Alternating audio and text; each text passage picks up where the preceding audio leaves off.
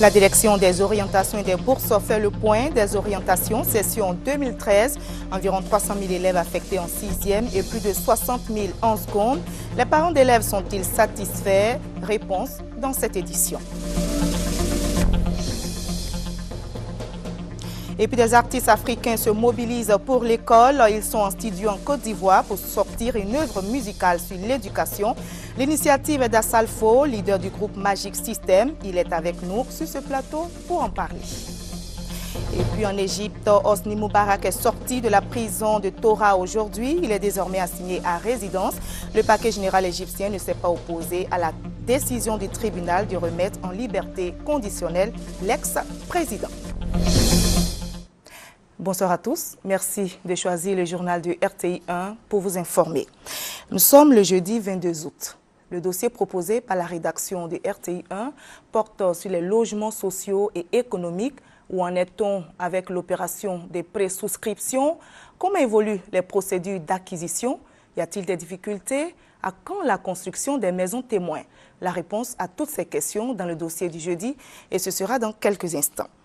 En attendant, rendons-nous à Grand Bassam où les fondateurs des établissements privés laïcs de Côte d'Ivoire sont en réflexion. Ils font le bilan de l'année académique et font également des propositions pour un système éducatif de qualité. Le reportage de Léon Pro. L'enseignement privé laïque, moteur du système éducatif ivoirien, du moins pour ce qui concerne sa capacité d'accueil. 46% des effectifs du secondaire par exemple, et pour la rentrée scolaire prochaine, 55% des admis en 6e affectés dans des établissements privés laïques. Cela représente 154 319 enfants. Au niveau du secondaire, c'est-à-dire ceux qui vont en seconde générale, nous avons 4 651 élèves affectés dans le général privé.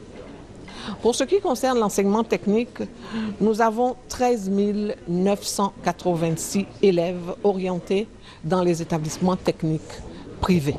Cela amène les uns et les autres à se mettre en mouvement pour relever justement ce défi qui est de scolariser dans les meilleures conditions ces élèves, aussi bien pour l'entrée en 6e, pour l'entrée en seconde.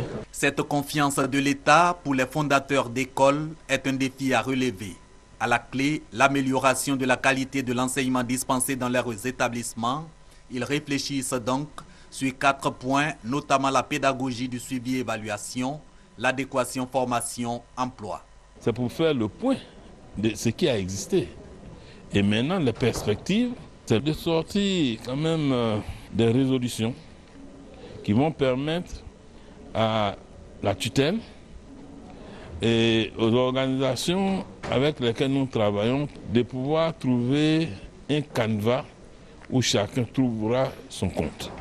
Que nous puissions avoir des relations de partenariat, pas d'opposition. À l'ouverture de ce séminaire, le chef de cabinet Kouyaté Abdoulaye a dit le soutien du ministère de l'Éducation nationale et de l'enseignement technique à l'ANESPLACI, Association nationale des établissements secondaires privés laïques de Côte d'Ivoire. Il a expliqué que l'initiative de l'ANESPLACI vise à améliorer la qualité de l'enseignement, combat de la ministre Kandia Kamara.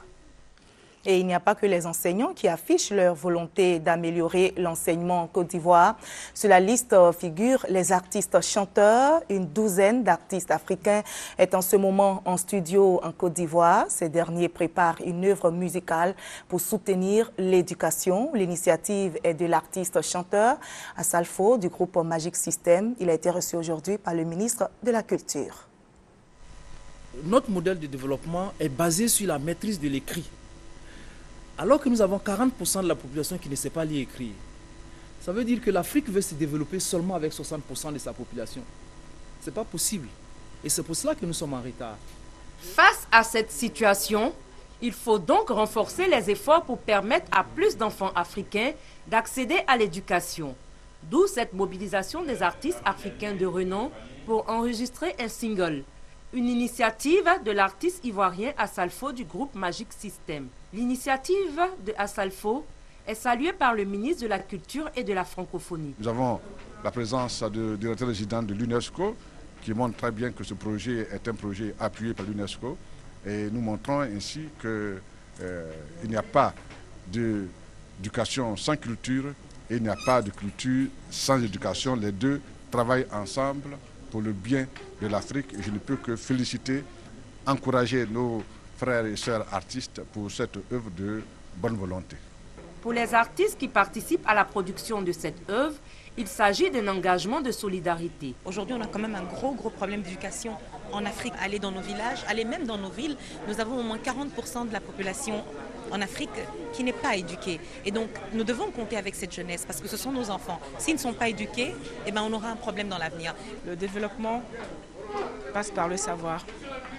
Et le savoir passe par l'éducation, donc voilà, ce serait bien que tous les enfants aillent à l'école. Si les initiateurs de ce projet n'avaient pas reçu d'éducation, ils n'allaient pas en donner. Et pour moi, la plus grande chose dans la vie, c'est ce qu'on a appris qu'on doit donner. Environ 30 millions de francs CFA, c'est la somme qu'a coûté la mobilisation de ces artistes, y compris les frais d'enregistrement.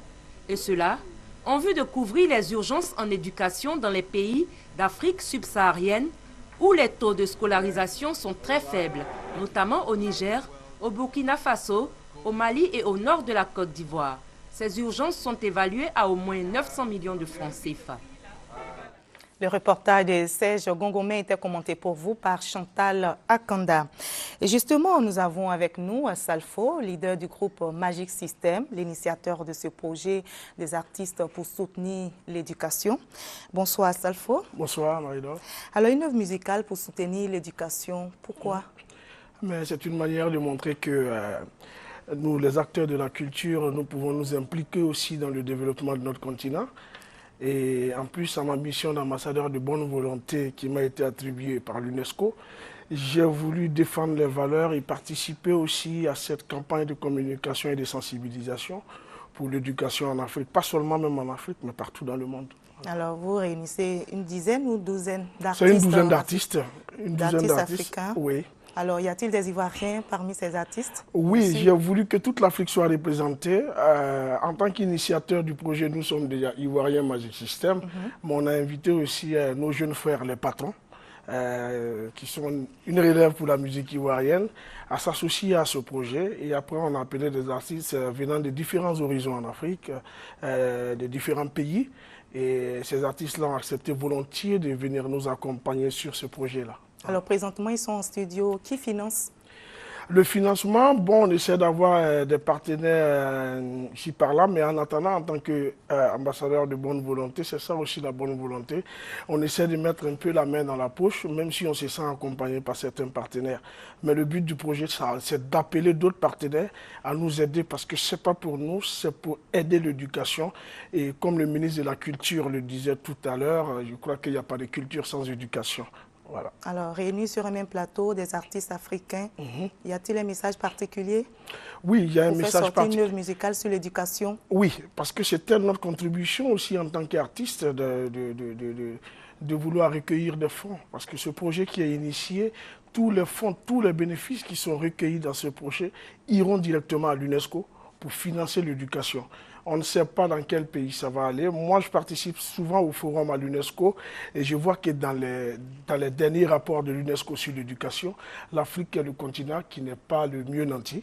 Et je crois qu'il y a beaucoup d'efforts à faire. J'ai dit que quand on parle de pays émergents ou de continents émergents, c'est chaque acteur dans la société qui doit apporter sa contribution. Nous sommes artistes. Nous n'avons que nos voix, et si nos voix peuvent apporter quelque chose au développement et à l'évolution de l'Afrique, je crois que c'est le moment de s'unir. L'Union africaine, ce n'est pas seulement politique, c'est aussi culturel. Alors, portez votre voix. Qu'est-ce que vous allez chanter au juste? Quel est le message, je vais dire, de sensibilisation que vous allez chanter à travers ces différents pays? Mais c'est d'amener les gens déjà à apprendre, parce que l'éducation doit être une priorité, moi je crois. Parce qu'aujourd'hui, si moi je dois remercier quelqu'un, je remercierai mon père d'avoir pris le soin de me mettre à l'école. Pour quelqu'un qui n'est le savoir est un outil très important pour tout être humain sur cette terre. Et c'est cette sensibilisation que nous voulons envoyer. Et dans le message, on le dit très bien, il est temps que nos parents mettent nos petits frères à l'école, mettent nos enfants à l'école. Parce qu'un enfant qui n'est pas là à l'école, c'est un handicap. Et nous voulons que l'Afrique, à l'orée de 2020, parce que nous sommes lancés un défi jusqu'à 2015. Ce n'est pas encore gagné, mais on a espoir que d'ici 2020, on aura un taux d'alphabétisation à plus de 85 ou à plus de 90%. Pourquoi pas à 100%? C'est possible. Vous avez vraiment foi, puisqu'on sait qu'il y a toujours eu des messages de sensibilisation qui ont été portés, enfin, pour encourager les différentes familles à scolariser les enfants. Alors vous, dans votre chanson, vous pensez apporter quoi de façon particulière? Moi, je crois que vous allez mettre l'accent sur quoi? Au fait, c'est des maillons. Chacun apporte sa contribution, comme j'ai dit. Mais il faut qu'on mette les maillons ensemble, il faut qu'on les resserre pour pouvoir relever ces défis. Moi, j'ai toujours été de ceux-là qui ont été optimistes. Et même quand on regarde la carrière de Magic System du début jusqu'à aujourd'hui, c'est parce que nous avons toujours eu de l'espoir en nous. Nous avons toujours cru en ce que nous faisons. Et quand on initie un tel projet, c'est parce qu'on s'est dit que c'est possible. Tout est possible. Comme le dit le président Barack Obama, yes we can. Si on le veut, on le pourra. Et pour moi, c'est ça. Et quand on voit tous les artistes se réunir sur ce projet, c'est parce qu'eux aussi ils croient. Et si toute l'Afrique croyait comme ça, il n'y a pas de raison qu'on n'aille pas de l'avant. Voilà. Alors, pensez-vous que vous serez entendu? Je pense qu'on sera entendu. Aujourd'hui, les plus écoutés, moi j'ai dit l'imam, il prêche devant les musulmans, le prêtre, il prêche devant les chrétiens. Mais l'artiste, lui, il prêche devant tout le monde, et les musulmans, et les chrétiens, et les animistes, et les païens. Donc le message, il passera plus avec nos chansons, et je crois que les gens nous écouteront beaucoup. Seulement, on demande à nos partenaires de nous aider à pouvoir propulser au-delà de nos espérances ce message. Dernière question, comment voyez-vous le système éducatif en Afrique dans 5 ans? Dans 5 ans, je vois un système éducatif qui va évoluer. J'écoutais tout à l'heure, je voyais dans les informations où on disait qu'il y a 7 ans, la Côte d'Ivoire n'avait pas eu les résultats scolaires qu'elle a eu cette année.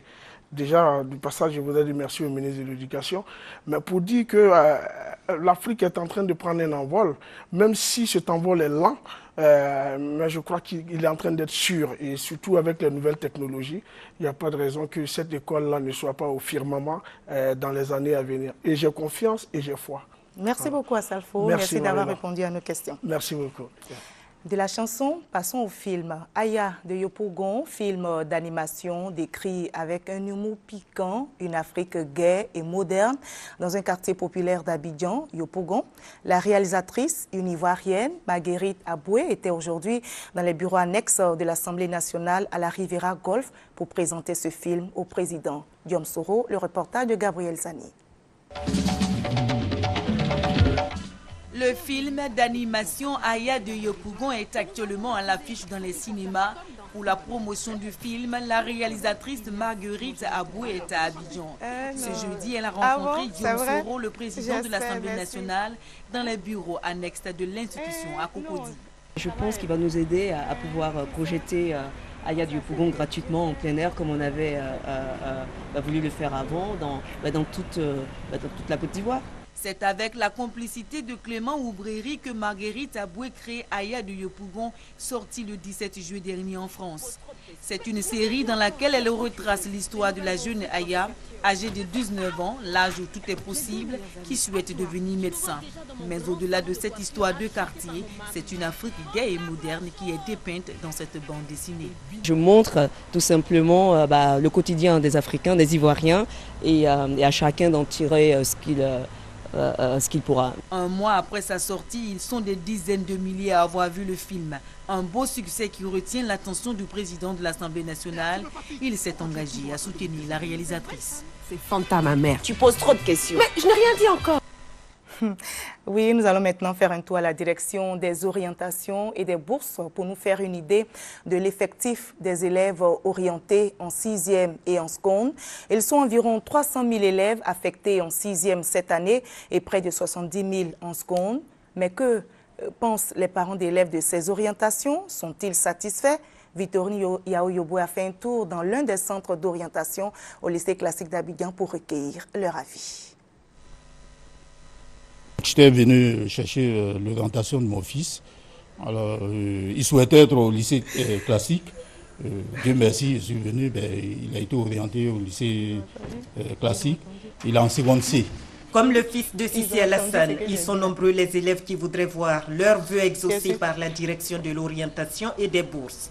Mais ce n'est pas toujours le cas, au vu des différentes plaintes exprimées par certains parents. J'ai ma fille qui a été orientée au collège Sainte-Camille à Hongrie. Et moi, j'habite au Dokuy. Mais le problème, c'est que l'école est un peu trop chère pour nous. Le tarif normal est de 510 000. Et quand c'est un élève qui a été orienté par l'État, on paye 390 000. Il y a des élèves qui ont été tout simplement omis des listes d'orientation. J'ai été omise parce que le problème qui s'est posé, c'est que mes moyennes qu'ils ont fait, les calculs qu'ils ont fait ne correspondaient pas avec ce que j'ai. Je suis venue pour une réclamation avec tous mes papiers au complet. Consciente de ces imperfections, la direction de l'orientation et des bourses a tenu une conférence de presse pour donner quelques éléments de réponse. Il peut arriver qu'il y ait des omissions volontaires parce qu'il y a des choses qu'on cherche à comprendre et sur le champ, on n'a pas les documents pour comprendre. Donc l'omission permet à l'enfant de venir avec tous les documents pour qu'on fasse la comparaison. Soit vous voyez que l'enfant est saisi ailleurs comme candidat libre, mais quand vous revenez à la CNO, il devient candidat officiel. Dans le doute, on met le dossier de côté pour attendre qu'il vienne avec tous les documents qui justifient qu'il est candidat officiel avant d'avoir droit à l'orientation. Pour les établissements dont les tarifs sont un peu élevés, connus de nous, surtout du côté de Cocody, depuis hier, nous avons demandé au directeur régional d'Abidjan 1 de mettre une affiche dans cet établissement pour que les parents choisissent d'autres lieux et qu'ils examinent la possibilité de réaffecter ces enfants-là dans cet établissement si les capacités d'accueil le permettent. Les agents de la direction de l'orientation et des bourses attendent les parents du lundi 26 août au 6 septembre prochain pour les éventuelles réclamations. Les documents, si vous êtes en 6e, c'est le relevé de notes à l'examen qu'il faut. Si vous êtes en 3e, c'est les 3 bulletins de l'année plus le relevé de notes qu'il faut pour aller faire la réclamation. Ainsi, selon les statistiques de la direction de l'orientation et des bourses, pour cette session 2013, 288 941 élèves sont orientés en 6e, quand 68 734 sont orientés en seconde. Pour cette rentrée scolaire 2013-2014, prévue le 7 septembre prochain, 20 nouveaux établissements viennent renforcer les capacités d'accueil du ministère de l'Éducation nationale et de l'enseignement technique. On prend la direction de la Chambre de commerce de Côte d'Ivoire qui se prépare à changer de président. L'élection est prévue le 25 octobre prochain. Les candidats sont en campagne. Parmi eux, Moussa Diomandé, chef d'entreprise, vient d'être investi. Le témoignage de Patricia Omouitia. Les chefs d'entreprise, les acteurs des secteurs privés et économiques ont pris part à la cérémonie d'investiture du candidat Diomandé Moussa à la présidence de la Chambre de commerce et d'industrie de Côte d'Ivoire. Soutien et témoignage de certains acteurs du secteur privé pour accompagner le candidat dans sa course à la présidence de la structure. Nous, acteurs de l'économie ivoirienne, grandes entreprises, PME, PMI, commerçants, artisans, industrie de la culture, des arts et du spectacle, hommes et femmes de métier, investisseurs, investissons M. Diomandé Moussa comme notre candidat à la présidence de la Chambre de commerce et d'industrie de Côte d'Ivoire. Rassuré, le candidat a exprimé gratitude et reconnaissance aux membres de la structure. Selon lui, il veut promouvoir le Made in Côte d'Ivoire, c'est-à-dire une Côte d'Ivoire qui progresse et gagne des parts de marché partout dans le monde et dans chacune des filières stratégiques. Il met également l'accent sur l'épargne publique nationale afin de bâtir le nouveau miracle ivoirien avec une chambre de commerce et d'industrie modèle et dynamique. Avec 2 candidats en lice, l'élection du futur président de la Chambre de commerce et d'industrie de Côte d'Ivoire est prévue pour le 25 octobre prochain.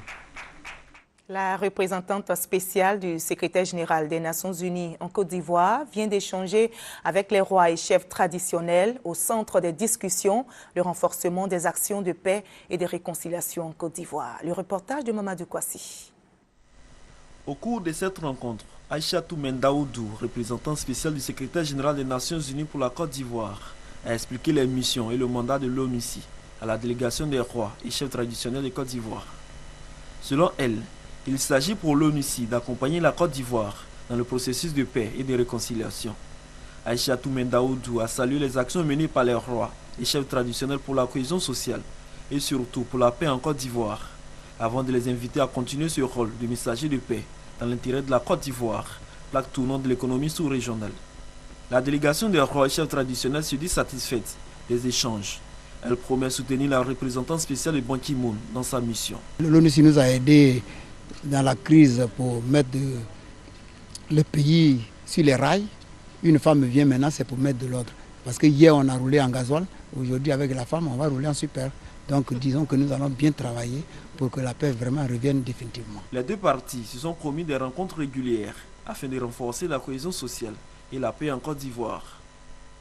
Les premières assises du renouveau pour la paix et la concorde viennent de se tenir à Yamoussoukro. Les différents ateliers ont permis de définir les stratégies du parti pour une Côte d'Ivoire nouvelle selon les responsables. Le reportage de Kouadi Kwame Jean de Dieu. Les assises du renouveau pour la paix et la concorde RPC ont été marquées par des travaux en commission devant définir les stratégies à mettre en œuvre et les actions à mener conformément à la vision de la nouvelle Côte d'Ivoire par le RPC. Les crises successives, leurs effets désastreux, leurs conséquences incalculables auraient inspiré et motivé la création du RPC. Au moment difficile, c'est les femmes. L'histoire nous indique que c'est la reine Ablapoko qui a permis que nos parents soient ici sur cette terre. Et vous savez aussi que bibliquement, c'est aussi les femmes depuis la création du monde. Et donc, évidemment, nous évoquons cela pour indiquer que la femme aussi a sa place, autant que l'homme. Et donc, c'est important. Je voudrais donc lancer un message à toutes les Ivoiriennes et à tous les Ivoiriens que nous avons un parti politique qui est un parti centriste et qui appelle tous les Ivoiriens à la concorde et à la paix. Cette convention se déroule sur 3 jours. Elle regroupe les responsables du dit parti, les délégués venus de plusieurs localités de la Côte d'Ivoire et autres militants et sympathisants venus de l'extérieur du pays. Le renouveau pour la paix et la concorde se veut un parti centriste solide et jouissant d'une assise nationale.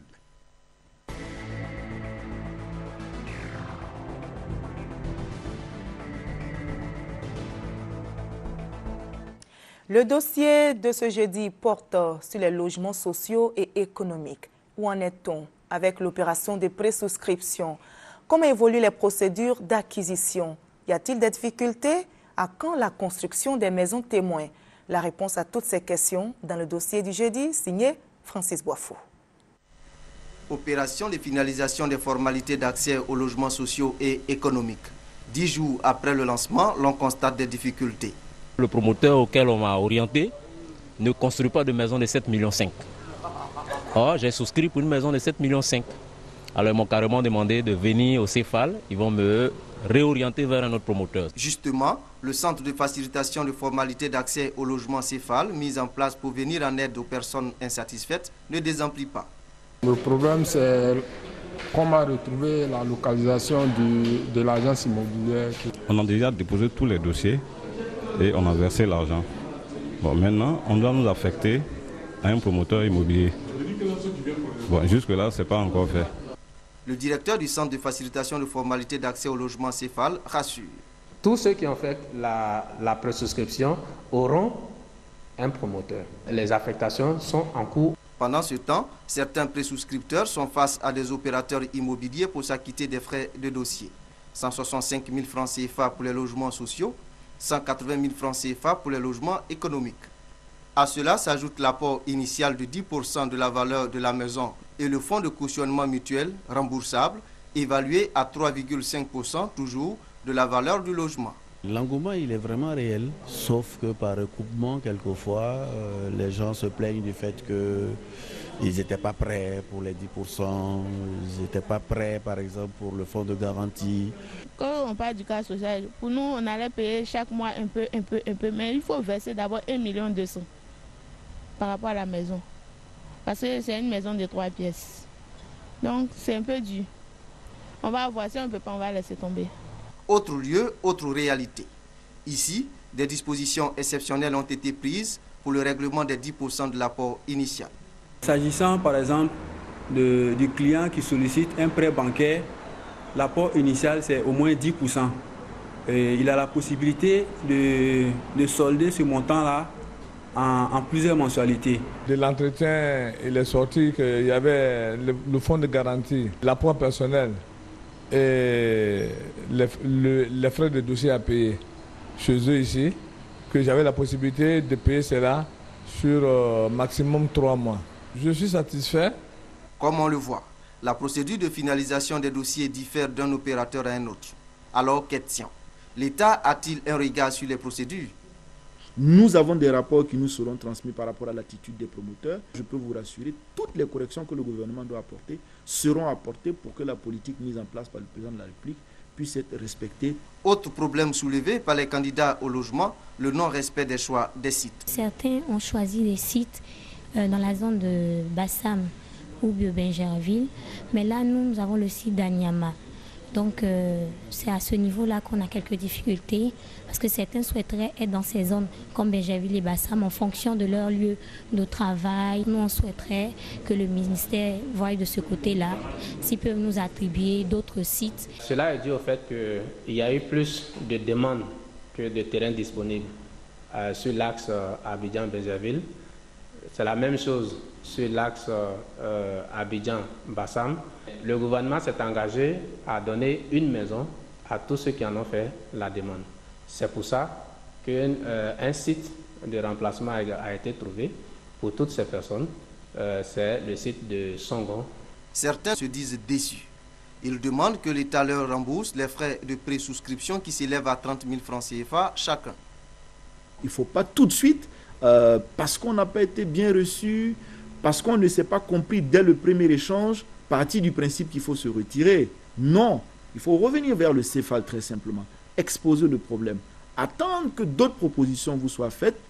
Monsieur le ministre a été très clair là-dessus. Tous les Ivoiriens qui veulent être remboursés relativement aux 30 000 francs le seront. Il vous suffit simplement de vous rendre au CEFAL. Construction des premiers logements sociaux avant fin 2013 en Côte d'Ivoire. Un challenge pour le gouvernement, une grande aspiration pour les populations, surtout les demandeurs. Et c'était le dossier du jeudi signé pour vous, Francis Boifo. Hosni Moubarak est sorti de la prison de Tora aujourd'hui. Il est désormais assigné à résidence. Le parquet général égyptien ne s'est pas opposé à la décision du tribunal de remettre en liberté conditionnelle l'ex-président égyptien. Il a été immédiatement transféré dans un hôpital militaire. Il doit de nouveau comparaître devant la justice ce dimanche 25 août pour répondre de l'accusation du meurtre de 850 manifestants lors du soulèvement de janvier 2011. Et en bref, le premier tour de l'élection présidentielle malgache aura lieu le 25 octobre et un éventuel second tour jumelé avec les élections législatives sera organisé le 20 décembre selon la commission électorale.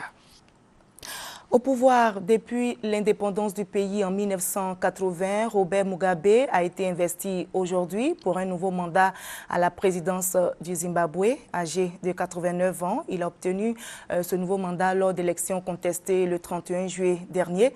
Une cérémonie marquée par les absences avec celle en tout premier de son concurrent à la magistrature suprême et ancien Premier ministre Morgan Tsvangirai qui avait qualifié le scrutin d'énorme farce. Robert Mugabe, sachez-le, a été réélu au premier tour de la présidentielle du 31 juillet avec 61% des voix contre 34% à Morgan Tsvangirai, son rival depuis 3 scrutins. Et ce télégramme du président de la République, Alassane Ouattara, à Sa Majesté Willem-Alexander, roi des Pays-Bas. C'est avec une grande affliction que j'ai appris la triste nouvelle du décès de votre frère cadet, son Altesse royale, le prince Johan Friso Bernard Christian David, prince d'Orange-Nassau, survenu le lundi 12 août 2013 à l'âge de 44 ans au palais Huiten-Bosch à La Haye. Et en cette douloureuse circonstance, je voudrais, au nom du peuple et du gouvernement ivoirien, ainsi qu'en mon nom personnel, adresser à votre Majesté et au peuple des Pays-Bas mes condoléances les plus attristées. Et c'est signé Alassane Ouattara, président de la République de Côte d'Ivoire. une nouvelle plus gaie. La deuxième journée de l'Afrobasket 2013, vous le savez, a débuté donc aujourd'hui avec les groupes A et C. Le Cap-Vert et l'Afrique se sont imposés respectivement devant la Centrafrique et l'Égypte, quand la Côte d'Ivoire a remporté de maître le choc contre le Sénégal 74-46. Le reportage d'Anne-Marie Nguessan. La grande explication entre le Sénégal et la Côte d'Ivoire a tourné à l'avantage du pays hôte de cet Afrobasket 2013. Plus organisés et plus déterminés, les éléphants basketteurs emmenés par leur feu follet Konaté Stéphane et Abou Charles ont donné du fil à retordre aux Sénégalais. Partis à la pause avec seulement 3 points d'avance, les Ivoiriens poussés par leur public explosent au 3e quart-temps avec des réussites au panier à 3 points. Ils concrétisent leur domination au 4e et dernier quart-temps aux grandes dames des Sénégalais. 74-46. Deuxième victoire pour la Côte d'Ivoire qui confirme sa bonne forme du moment. Défait lors de la première journée par l'ogre angolais, le Cap-Vert a repris des couleurs face à la Centrafrique. En effet, les Cap-Verdiens ont dominé dans le jeu intérieur et au rebond notamment les fauves du Bas-Ubangui qui ont cédé sous les coups de Rodrigo Mascarenas et de ses partenaires. Et le moins qu'on puisse dire, c'est que la Centrafrique, tout au long du match, s'est contentée de rester derrière le Cap-Vert qui a enlevé tous les cartons. 23-11, 45-38, 64-55 et pour finir, 90-82. Une victoire avec le plus gros score depuis le début de ce championnat d'Afrique pour le Cap-Vert qui se remet en scène. La deuxième rencontre de cette journée a vu la victoire de l'Algérie face à l'Égypte, 67-63. Un succès qui aura été difficile à réaliser, mais qui reste mérité. Dominateurs au 2e et 4e quart-temps, les Algériens ont toutefois attendu la dernière minute et des paniers de Sédik Touati et Mehdi Chérier qui a inscrit 23 points pour faire la différence. Par contre, avec 2 défaites au compteur, les Égyptiens sont mal partis dans le groupe A de cet Afrobasket 2013. Fin de cette édition. Merci à vous tous de votre attention.